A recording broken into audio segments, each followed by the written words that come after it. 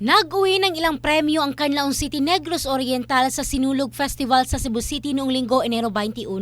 Nakuha nito ang Best Festival sa isa sa dalawang kategorya. Noong Lunes, sinabi ni Canlaon City Mayor Jose Chubasco Cardenas na isang pagdiriwang para sa pinakamaliit na lungsod ng Negros Oriental na makuha ang titulo sa isang internationally acclaimed festival. Umaasa siya na ang pagkilala ay magiging bahagi ng strategiya ng lokal na pamahalaan upang makaakit ng mas maraming turista sa Canlaon City. Nasungkit ang Pasayaw Festival ng Canlaon City ang Championship Award sa Ritual Showdown Free Interpretation category. Napunta sa ikalawang pwesto sa Street Dancing na parehong para sa Sinulog Bass at Free Interpretation, Best in Costume at Best in Musicality sa Free Interpretation. Si Mariel Bogart ng Tribu Canlaon ng Canlaon City ay kinoronahan din bilang Sinulog 2024 Festival Queen. Ang pasalamat pinaagi sa sayaw o Thanksgiving Through Dance o ang Pasayaw Festival ay isang pagdiriwang bilang parangal sa patron ng lungsod ng Canlaon na si St. Joseph the Farmer para sa masaganang ani bawat taon ayon kay Cardenas. Ang Canlaon City ay tinaguri ang food basket ng Negros Oriental na pag-alaman na nagwagi rin ang Pasayaw Festival ng Tribu Canlaon sa Negros Oriental 2023 Buglasan Festival of Festivals Showdown at Street Dancing Champion. Ang bahaging ito ay hatid ng Drive Max Adult Herbal Capsule, lalaking laging umaangat. In the heart of changing lives, ito si Michelle Craste ng Brigada News Philippines, The Music and News Authority.